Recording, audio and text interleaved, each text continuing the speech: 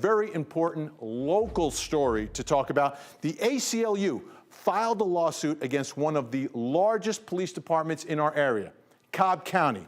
What are the accusations in this lawsuit? That they are pulling over and charging with DUI people who are stone cold sober. This all is directly related to an investigation that was done by our chief investigator, Brendan Keefe. But it's not just Cobb County where all this is happening. Down in Garden City, Georgia, a father almost lost custody of his 2 children because of a DUI arrest. This is a guy who didn't have a drop to drink, not 1 drop of alcohol. He took 1 over-the-counter allergy pill. So the question is, could this happen to you?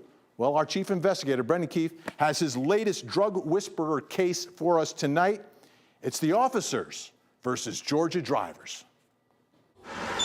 Sir, would you mind stepping back here for me, please? I'm gonna pull him out and check his sobriety. Okay.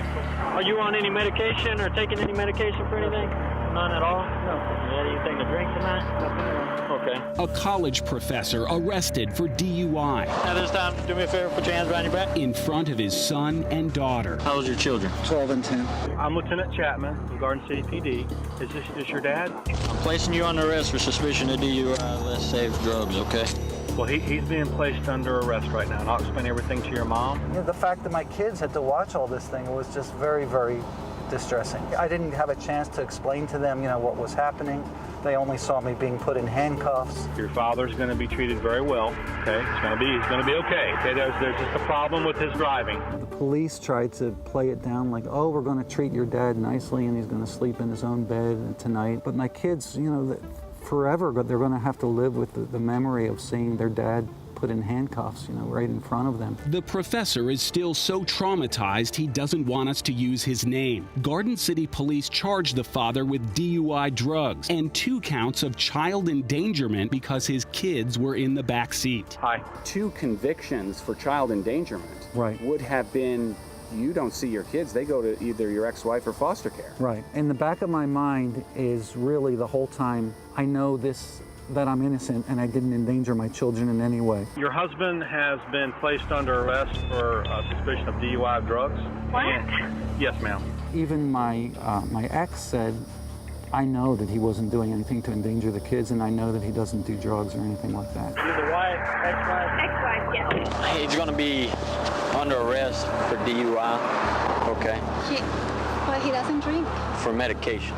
The blood test came back positive for 1 drug, Tylenol PM, specifically diphenhydramine, the active ingredient in the allergy medicine Benadryl. Either of these over-the-counter pills can impair a driver worse than alcohol, but only 4 to 6 hours after taking one. I had taken a Tylenol PM 19 hours before the arrest was made. Indeed, the GBI crime lab detected the Benadryl in such a small amount it was consistent with a single dose taken a full day before the stop. They wanted me to go to a lesser plea and go to DUI school. Because of a Benadryl you took because of a almost Benadryl. 24 hours earlier. Yeah, this was the next day, the next night, not even the next day, the next night. Is this driver innocent of DUI? Well, he is now. I mean, the court dismissed the charges against him. Garden City Police Chief David Lyons, who once led Georgia's Association of Chiefs of Police, says the officer's opinion is the only tool approved for detecting drugs pre-arrest. If it's alcohol, you can do an intoxilizer and know immediately.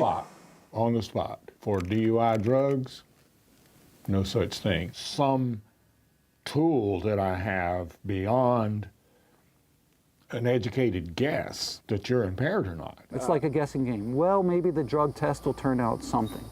The officer did not have a crystal ball. He had no way of knowing what the drug test would reveal weeks or months into the future. The GBI crime lab takes an average of 7 weeks if testing for drugs alone, and nearly 3 months if testing for alcohol as well. In the meantime, the future for the accused is unclear, and their world is turned upside down. You know, I know that when you go to a doctor, you can get results from lab tests 2 or 3 days at the most. But, you know, here, because it has to go to the GBI and all this stuff, it's going to take 3 months to get your lab tests back. You may not get a definitive answer for weeks or months. Exactly. Sir, would you mind stepping back here for me, please? So the only drug detector available in the field is the officer himself.